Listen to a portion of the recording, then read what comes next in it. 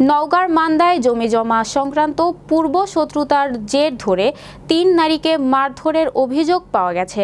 উপজেলার ৭ নং প্রসাদপুর ইউপির এনায়েতপুর গ্রামের এ ঘটনা ঘটে।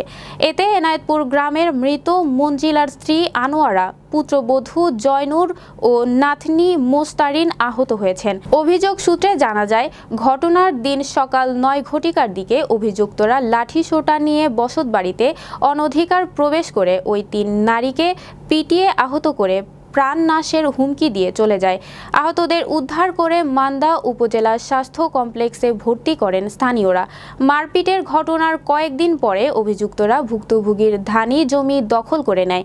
অভিযুক্ত সাইদুর বলেন, মারধরের কথা শুনেছি, তবে জমি দখল করা হয়নি। মান্দা থানার ভারপ্রাপ্ত কর্মকর্তা মোজাম্মেল হক কাজী অভিযোগের প্রেক্ষিতে তদন্ত সাপেক্ষে ব্যবস্থা নেওয়ার কথা জানিয়েছেন। আমার দাদি, আমি আর আমার আম্মু মেডিকেলে ভর্তি ছিলাম। কাছের বউ ওরা জমা জমি বিটিক লেখা দিছে, সে জমা জমি ঠিক মতো আর দেয়নি।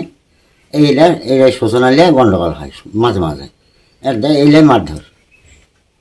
মায়ের জমি যেটা আমার লেখা দিছে, স্টারি দিছে, সেটা সবাই দেয়নি।